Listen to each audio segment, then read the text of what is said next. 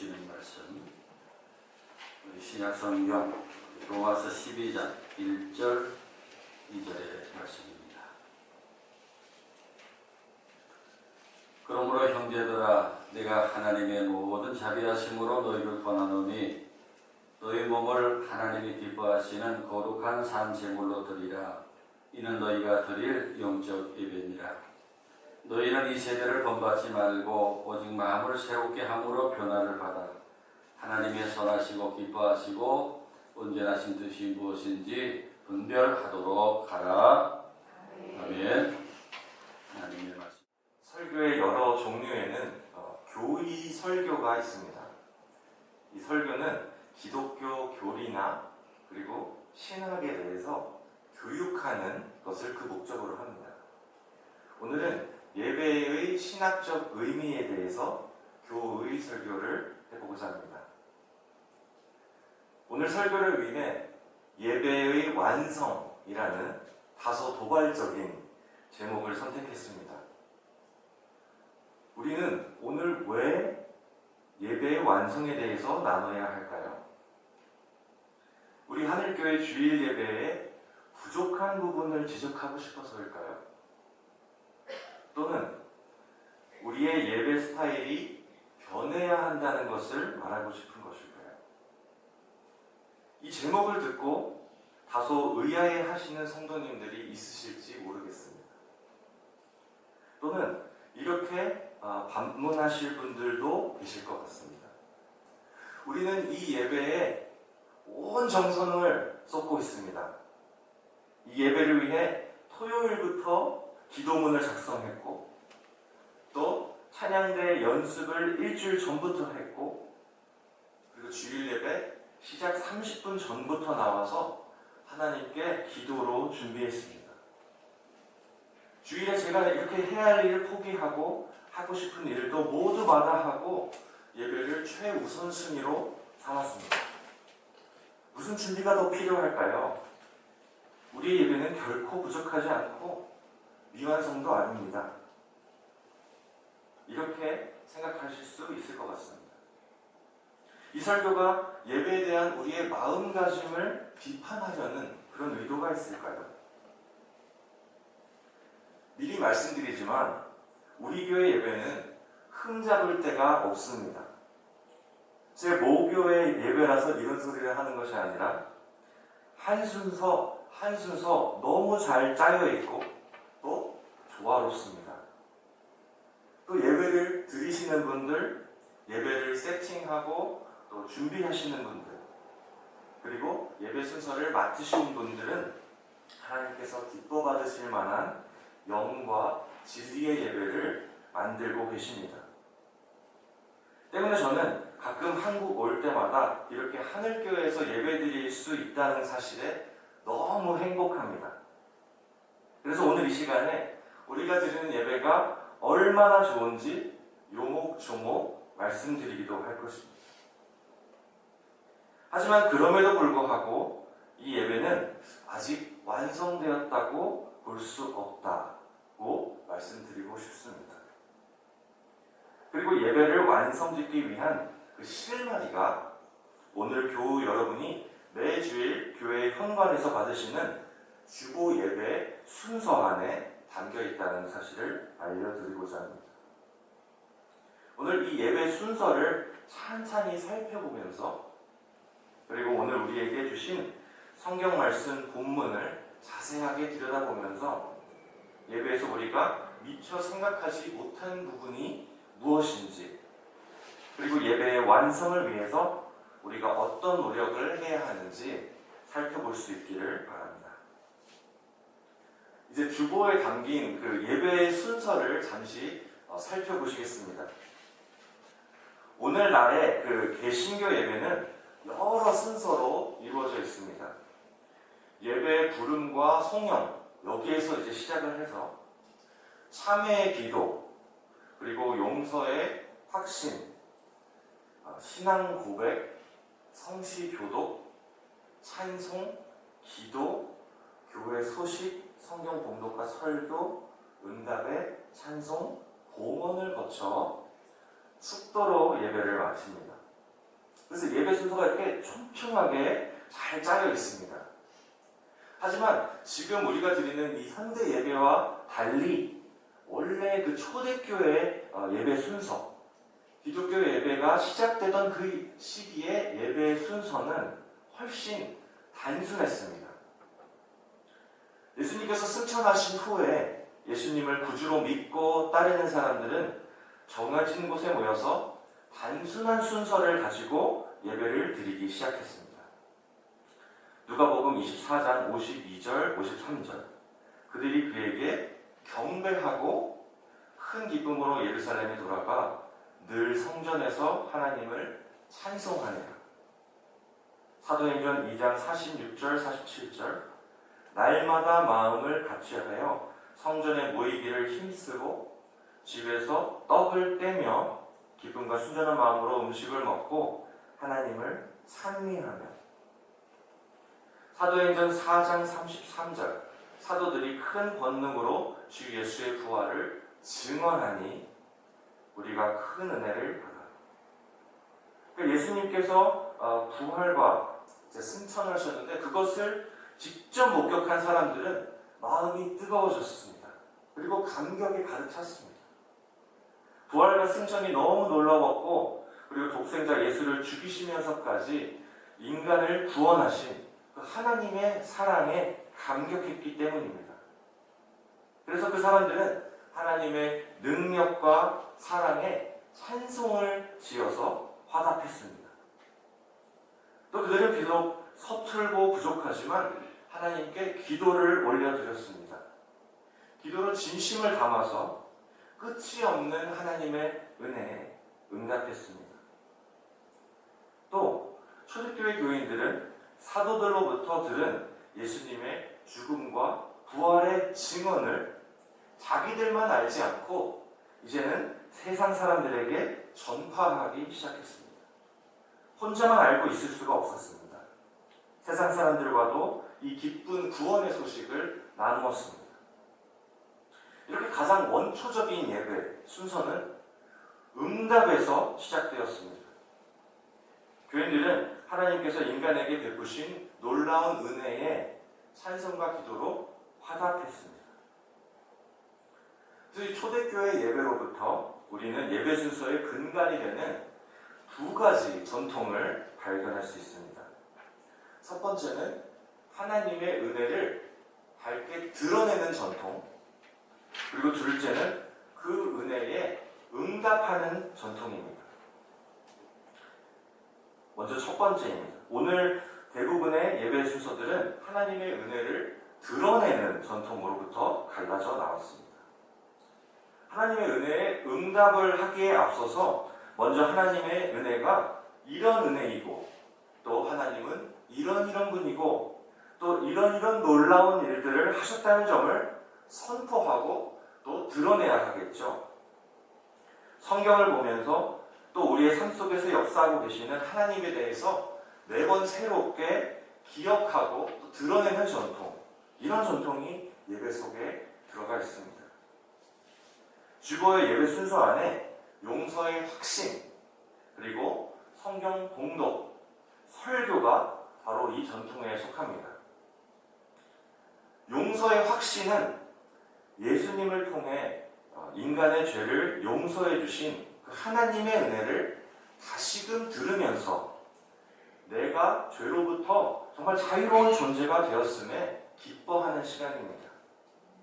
용서의 말씀을 들을 때마다 우리 예배자들은 용서받을 수 없는 나의 죄가 용서받았다는 사실에 안도하며 무거운 죄의 짐을 벗고 하나님 앞에 담대하게 나아갈 힘을 얻습니다. 성경 봉독은 성경 말씀을 귀로 직접 들으며 성경 속에 계시된 하나님의 은혜를 발견하는 순서입니다. 성경 봉독자가 이렇게 성경을 받들어서 읽을 때, 그리고 그 말씀을 성도님들이 눈으로 따라 읽을 때 하나님의 은혜가 밝히 드러납니다. 하나님께서 우리를 위해 어떤 일을 하셨는지가 분명하게 계시됩니다. 성경 봉독자의 음성을 통해서 직접 나에게 말 걸어오시는 그 하나님의 음성을 들을 수 있습니다. 설교는 성경을 통해서 드러난 하나님의 은혜를 이제는 설교자의 목소리로 좀 더 깊이 들여다보는 시간입니다. 설교자는 대략 2000년이 넘는 그 기간 전에 기록된 하나님의 말씀이 2022년 현재에는 어떤 의미인지 그것을 해석합니다. 성경 말씀을 현재 우리가 이해하기 쉬운 상황과 그리고 또 이해하기 쉬운 언어 그리고 알아듣기 쉬운 표현들로 번역합니다. 이런 식으로 성경 속 하나님의 말씀은 설교자의 목소리를 통해서 다시 살아있는 말씀으로 우리 귀에 선포가 됩니다. 그렇기에 설교를 듣는 성경 말씀은 더 이상 먼 말씀, 나와 상관없는 말씀이 아닙니다. 바로 내 시대와 내 상황과 밀접한 말씀이 됩니다. 설교를 들을 때 베드로를 용서하시고 또 삭개오를 구원하시고 또 모세와 대면하신 하나님은 이제 나를 용서하시고 나를 구원하시고 나와 대면하시는 하나님으로 바뀝니다. 성경 속 인물에게 은혜를 베푸신 하나님은 이제 나 그리고 우리에게 은혜를 베푸신 하나님으로 바뀝니다. 이런 순서들에 참여하면서 우리는 마치 예수님의 부활과 승천을 직접 목격한 초대교회의 그 교인들처럼 지금 이 시간 그리고 여기에서 부활하신 예수님을 만납니다. 이런 순서들을 통해 우리 인간을 한없이 사랑하시는 하나님의 은혜가 드러납니다. 반대로 하나님의 은혜에 응답하는 전통이 있습니다. 신앙 고백, 그리고 경배의 찬송, 기도, 설교 후 찬송, 봉헌 이런 순서들은 바로 이 전통에 속합니다. 인간인 우리들은 이 순서들을 통해서 하나님의 은혜에 응답할 수 있습니다. 먼저 찬양. 오늘도 아름다운 찬양을 또 불러주셨고 또 반주도 아름답게 해주시고 또 우리가 함께 또 찬송가를 불렀는데요. 이렇게 우리의 목소리로 또 악기로 그리고 우리의 몸짓으로 하나님의 은혜에 대한 감사와 감격을 표현합니다. 특히 경배의 찬송 때에는 하나님을 높이고 또 하나님께 영광을 돌립니다. 설교 찬송 시간에는 설교 때 들은 그 하나님의 말씀을 이제 마음속에 되새기면서 하나님께서 설교 때 주시는 은혜에 곡조를 심어서 응답합니다. 설교 찬송들을 잘 살펴보면 설교 주제와 밀접하게 연결되어 있는 찬송들이라는 사실을 발견할 수 있습니다. 이런 찬송들을 부르면서 우리는 설교 때 받은 은혜를 일주일간 내 마음속에 잘 간직하겠다 다짐합니다. 기도를 통해 우리는 우리 삶 속에서 하나님께 받은 은혜를 세어보면서 하나님께 구체적으로 감사할 수 있습니다. 이런 점이 감사합니다. 봉헌, 우리는 또 물질과 또 우리의 마음을 하나님께 드리는 행위를 통해서도 또 감사를 표현합니다. 하나님의 은혜는 대가를 지불할 수 없습니다. 그럼에도 우리는 우리가 소유한 재물을 포함하여 나의 모든 삶이 하나님께서 주신 선물이라는 사실에 감사하며 우리의 마음을 물질에 담아서 하나님께 드립니다. 이런 모든 순서들은 초대교회 교인들이 그러했듯이 우리 앞에 와 서 계신 그 부활의 예수님을 경배하고 또 하나님을 향한 우리의 마음을 다양한 방식으로 표현하는 시간입니다. 하지만 지금까지 말한 두 가지 전통에 속하지 않는 그런 순서들이 있습니다. 이 순서들은 예배의 흐름을 일으키는 역할을 합니다. 우리들은 이 순서를 통해서 예배 안으로 들어오고 또 예배 밖으로 나가게 됩니다. 예배자들은 예배의 부름 그리고 예배의 기원이라는 순서를 통해서 예배의 자리로 들어갑니다. 예배 맨 처음에 예배 인도자는 말씀 한 구절을 읽습니다. 하나님은 영이시니 예배하는 자가 영과 진리로 예배할지니라. 아멘. 보통 이런 설교 말씀을 성경 말씀을 읽곤 합니다. 예배 맨 처음에 이런 성경 구절을 들으면서 죄인이었던 우리가 이제 하나님과 만날 수 있는 존재가 되었다는 사실을 깨닫습니다. 그리고 이러한 깨달음으로 인해서 우리는 감히 범접할 수 없는 하나님께로 담대하게 나아갈 용기를 얻습니다. 이런 과정을 거쳐 우리는 상징적으로 주께 나아갑니다. 그리고 예배 속으로 들어갑니다. 반대로 축도는 주일 예배의 출구입니다. 축도가 끝나면 우리는 주일 예배의 이 자리를 떠나서 예배의 바깥으로, 교회의 바깥으로 나가 이제는 세상으로 향하게 됩니다. 제가 현재 살고 있는 미국은 보통 이제 개신교 국가로 알고 있는데요. 물론 그렇지만 또 다문화 사회이기 때문에 주변에서 어렵지 않게 러시아나 아니면 그리스 사람들이 믿는 그 동방 종교의 예배당들을 볼 수 있습니다. 한국에 제가 어디 있나 찾아봤더니 마포구에 이런 예배당이 있습니다. 이름이 성 니콜라스 대성당이라고 부르는데요. 동방 종교에는 개신교 그리고 천주교와 같이 기독교 3대 분파 중에 하나입니다. 그래서 뭔가 다소 이국적이기는 한데 초대교회의 전통을 많이 간직한 교회입니다. 그래서 기회가 되시면 코로나가 끝나고 한번 그렇게 방문해 보셔도 좋으실 것 같습니다. 이 동방정교회의 예배를 보면 예배의 들고 나감이 그 흐름이 잘 드러납니다.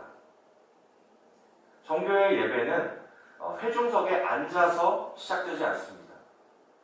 예배당 문 앞에 저 예배당 문 뒤에 모든 예배자들이 서서 기다리고 있습니다. 그러다가 시간이 돼서 이 예배 인도자, 그러니까 사제가 예배자들과 함께 예배당 문 안으로 문을 열고 들어옵니다. 근데 그것이 바로 예배의 시작입니다. 마찬가지로 나올 때도 사제가 먼저 이렇게 저 교회 현관문을 열고 나가고 회중들이 따라서 나갑니다. 이렇게 그 사람들은 직접 몸을 움직이면서 실제로 예배에 들어오고 또 나감을 몸소 체험을 합니다. 우리 개신교 예배는 그렇게까지는 하지 않고 다만 예배의 순서로 이를 대신합니다. 하지만 우리의 예배 순서에도 이 동방정교회와 같은 들어가고 나가는 흐름이 있습니다. 그러니까 한마디로 예배는 예배자들이 각자의 일상을 살다가 예배 안으로 들어와서 하나님의 은혜를 드러내고 또 그 은혜에 응답하고 이제 다시 일상으로 돌아가게끔 그렇게 짜여 있습니다. 예배는 왜 자꾸 우리를 예배 바깥으로 내보내는 것일까요? 단순히 돌아온 곳으로 돌아가라는 의미일까요? 계속 예배 안에 들어와 있으면 안 되는 것일까요? 하나님께서는 오늘 설교 본문 말씀을 통해 이에 대한 답을 주고 계십니다. 그러므로 형제들아, 내가 하나님의 모든 자비하심으로 너희를 권하노니 너희 몸을 하나님이 기뻐하시는 거룩한 산제물로 드리라. 이는 너희가 드릴 영적 예배니라. 아멘. 오늘 본문은 우리가 아는 그렇게 의례화되고 규격화된 예배 외에 별도로 영적인 예배가 또 있다는 점을 강조합니다. 영적이라는 말만 놓고 보면 뭔가 우리의 몸과는 거리가 멀 것 같지만 이 영적 예배는 사실 우리의 몸으로 드리는 예배입니다. 거룩한 산 제물로 드리라 라는 구절에서 산 제물, 이 산이란 단어는 히라보 어원을 살펴보면 살아있는 이란 뜻을 가진 현재 분사형입니다. 그러니까 이 구절은 우리는 살아있는 채로 지속적으로 예배해야 한다는 의미를 담고 있습니다. 결론적으로 우리가 지금 드리고 있는 예배 후에 따로 드려야 할 영적 예배는 교회뿐만 아니라 우리의 일상 속에서 지속적으로 드려지는 예배, 즉 삶으로 살아내는 예배입니다. 성도 여러분, 비록 우리가 지금 드리고 있는 이 예배는 조금 후에 10시에 끝나겠지만 그것이 진정한 끝이 아닙니다. 예배는 교회의 문턱을 넘어서 세상으로 그리고 우리의 일상으로 흘러갑니다. 이 예배의 흐름은 우리의 가정과 또 직장과 학교까지 이어집니다. 일상과 그리고 주일 예배의 관계는 이 축도 순서가 잘 말해주고 있습니다. 미국 장로교를 보면 축도 전에 Charge to the People이라고 부르는 순서가 있습니다. 이 순서에서 예배 인도자는 세상 속에서의 성도의 책임을 권면합니다. 예배 인도자가 회중의 눈을 마주보면서 이렇게 선포합니다. 미국 장로교 예배서를 보면 여러 가지 말씀을 이렇게 옵션으로 적어놨는데 그 중에서 저는 이 말씀 구절이 와닿습니다. 또 무엇을 하든지 말에나 일에나 다 주 예수의 이름으로 하고 그를 힘입어 하나님 아버지께 감사하라. 골로새서 3장 18절 말씀입니다. 이 말씀은 우리가 세상 속에서 어떤 일을 하든지 주님과 동행하고 또 하나님을 기쁘시게 하는 삶을 살아야 함을 권면하고 있습니다. 또 천주교의 그 미사라는 말에 담긴 의미도 함께 소개하고 싶습니다. 미사라는 말을 많이 들어보셨을 겁니다. 천주교의 예배를 이제 미사라고 부르는데 이 미사라는 말은 라틴어의 이테 미사 에스트에서 왔습니다. 이 문장은 여기서의 예배는 이로써 마친다라는 뜻을 가지고 있습니다. 천주교는 오랫동안 라틴어로 예배를 드려왔는데 이 말로 이제 예배를 마무리 짓게 되면서 예배 전체를 미사라고 부르게 된 것 같습니다. 여기서의 예배는 이로써 마친다. 이 말은 다시 이렇게 해석이 가능합니다. 교회 안에서의 예배는 이것으로 마쳤으니 이제는 세상으로 향해 나가서 일상 속에서 하나님께 대한 감사와 찬양의 삶을 살라. 많은 한국교회에서 이러한 권면의 순서는 축도에 이렇게 흡수가 되어서 사람들은 축도를 단지 축복을 받는 순서로 이렇게 오해하는 경우가 있지만 실제로 축도와 파송의 순서가 추구하는 바는 삶으로 살아내는 예배입니다. 결국 예배는 삶으로 살아내는 예배로 완성됩니다. 하늘교회 성도 여러분, 지금 우리는 주일 예배를 너무도 잘 드리고 있습니다. 또 분주한 일상 가운데 또 코로나로 걱정되는 가운데에서도 열심히 주일 성수하시는 교우 여러분들을 응원합니다. 또 주일 예배 순서도 우리가 봤다시피 이 모든 신학적인 의미가 잘 담겨 있습니다. 균형 잡혀 있습니다.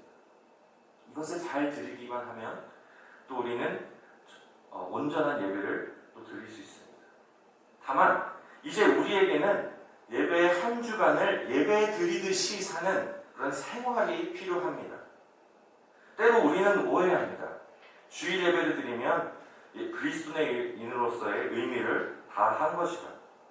또 우리는 오해합니다. 나의 사소하고 평범한 나의 일상은 예배가 될 수 없다. 또 우리는 오해합니다. 예배는 규격화된 예식이 전부라고. 하지만 오늘 본문 말씀은 삶과 예배가 하나 되는 그런 새로운 개념의 예배를 말씀합니다. 우리가 언제 어디에 있든지 무엇을 하든지 주 예수의 이름으로 하고 모든 일에 하나님께 감사하고 찬양한다면 우리의 일상은 예배로 바뀔 수 있습니다. 아멘. 학생으로서 책상에 앉아 책을 읽고 페이퍼를 쓰는 그 자리도, 또 연구실에서 데이터를 뽑느라 밤을 새는 그 자리도 예배의 자리가 될 수 있습니다. 하나님께서 인도하신 길, 나의 시간과 노력을 하나님께 드린다는 마음으로 하는 그 공부와 연구 또한 예배입니다. 정원에서 채소를 가꾸면서 식물을 자라게 하시고 그걸로 내 몸을 건강하게 해주시는 하나님께 감사하는 마음을 가질 수 있다면, 또 가사 일을 하다가 잠깐 짬이 나서 커피를 마실 때 나에게 쉼을 주시는 하나님을 묵상할 수 있다면 그것은 예배입니다. 아멘. 장사가 생각만큼 안 되지만 내 일을 주관하시는 분은 하나님이십니다 고백하며 하나님께 장사의 흥망성쇠를 맡길 수도 있습니다. 직장에서 내가 지금 하고 있는 이 일을 하나님 나라를 이루어가는데 사용해 주셔서 기도하는 마음으로 주관하는 그 회의도 예배가 될 수 있습니다. 아멘. 하나님께서 보내신 귀한 나의 자녀를 또 하나의 기독교인으로 잘 키워내겠습니다라는 마음으로 아기의 기저귀를 채우고 젖병을 물리고 이유식을 만드는 그 부모의 일상도 예배가 될 수 있습니다. 아멘. 우리가 매주 예배 때 주님의 은혜에 응답하듯이 주중의 삶을 살아낸다면 우리의 모든 일상은 예배가 됩니다. 주일 예배에서 만났던 부활하신 예수님을 우리 일상에 모시고 숨쉬듯이 하나님과 동행하는 삶, 하나님과 동떨어진 것만 같은 나의 삶에 대한 시각을 이제 바꾸어서 우리의 모든 일상을 하나님과의 교제의 장으로 바꾸는 것, 아멘. 그것이 삶으로 드리는 예배입니다. 아멘. 이제 말씀을 맺습니다. 교우 여러분, 매 주일의 예배는 예배 후의 예배로 완성됩니다. 주일 예배의 끝과 시작은 우리의 일상과 맞닿아 있습니다. 달력을 보면 일요일이 매주의 첫날입니다. 우리는 이 첫날을 주일로 지키면서 교회에 모여서 예배를 드립니다. 그리고 남은 한 주간을 하나님이 예배하는 마음으로 살며 우리가 드린 주일 예배를 이제 완성해 나갑니다. 오늘 주신 말씀대로 이번 한 주를 예배하듯이 살겠습니다 다짐할 뿐만 아니라 다짐한 대로 실제 살아낼 수 있으시기를 주님의 이름으로 소망합니다. 아멘. 기도드리겠습니다. 하나님, 여기서의 예배는 이로써 마칩니다. 이제 일주일간 살 동안에 예배 후에 예배를 드리는 우리 하늘교회 성도님들 될 수 있도록 인도하여 주옵소서. 아멘. 하루하루 나와 함께 동행하시는 하나님을 잊지 않게 도와주시고 아멘. 우리의 치열한 삶의 터전에서 매 순간 하나님의 은혜를 고백하며 하나님께 감사와 찬양과 헌신을 올려드리는 예배자들 되게 인도하여 주옵소서. 아멘. 예수님의 이름으로 기도합니다. 아멘. 아멘.